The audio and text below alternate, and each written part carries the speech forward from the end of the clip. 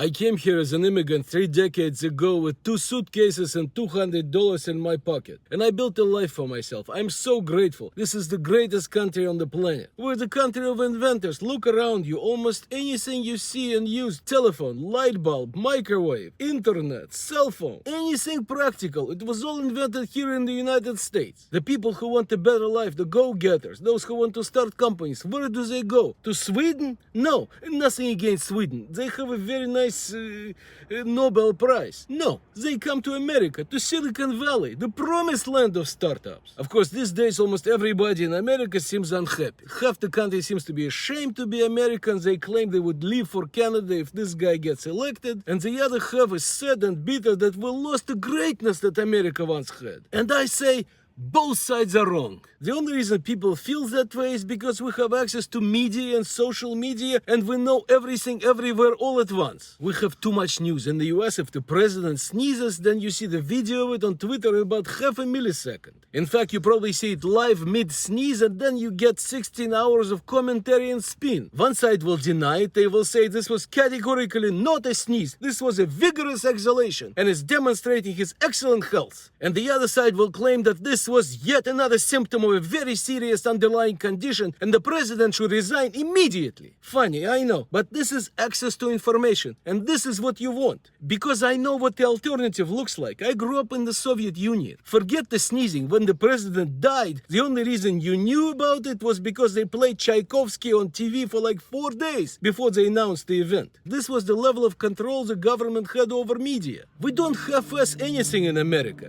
If we're building a skyscraper, it won't just be a tall building.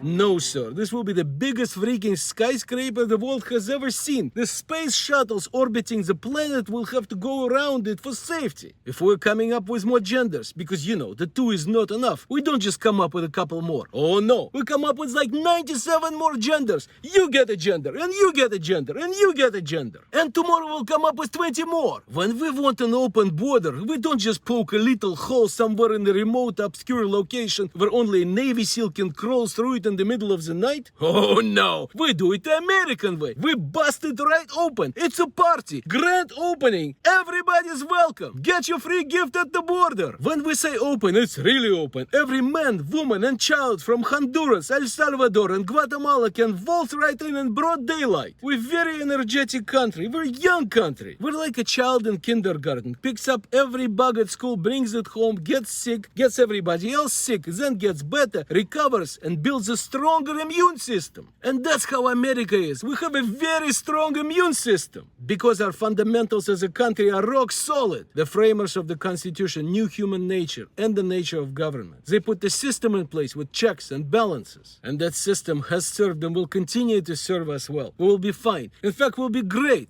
Have faith in your country. This immigrant does. Happy Independence Day.